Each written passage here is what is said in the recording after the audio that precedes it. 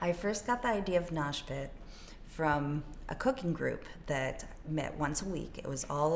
Once a month. It was all of my husband's friends, where you had to come up with food that was not just what it tasted like, what it looked like, but kind of what it felt like, what it sounded like.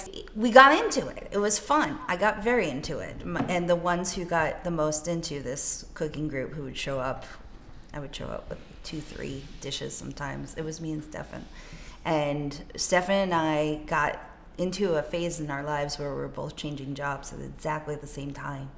And we were talking about it, like, what are you going to do? Or, I'm losing my job, I'm quitting my job, and wanted to start a food truck. Sounds kind of crazy, like just random thought there. And we started talking about it, and it took a few years from talking about it to actually make it happen. It did. And there are steps along the way. We took a class through Detroit Food Labs, which is a great organization. It teaches you how to start a food-based business.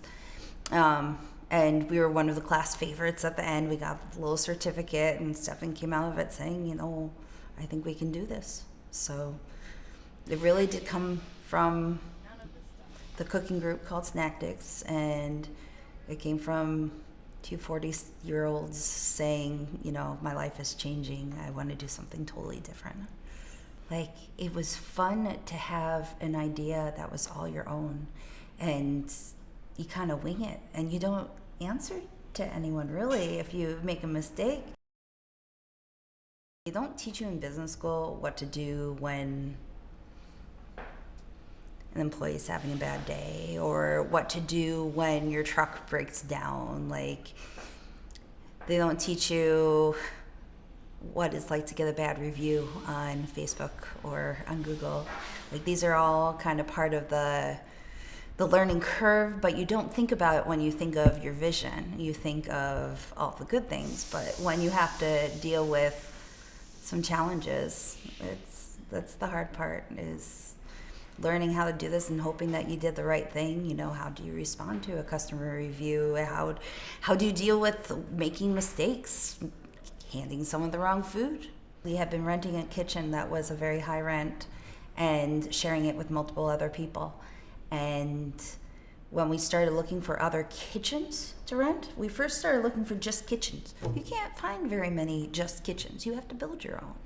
So we kept on finding restaurants for rent, or restaurants where you could rent, the space in the front and the space in the back. And we were like, if we're looking at restaurant space, let's think about it. And we were fortunate to get this space for barely more than what we were paying before, and it's beautiful.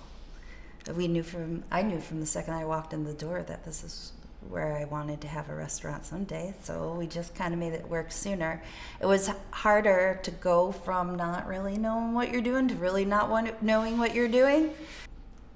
I would also say that we have a pretty cool atmosphere. We're not about being fancy. We're more about being ourselves and being creative and being unique.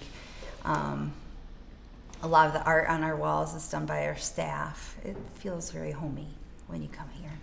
Yeah, and it's nice that the staff feels like this is their place too.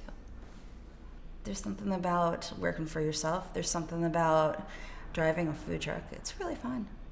Yeah, there's fun stuff about it. Working festivals, getting to hear music, getting to see the country. I mean, we've been to Chicago and Cleveland, and it's pretty fun. It's pretty fun having a life on the road with food too.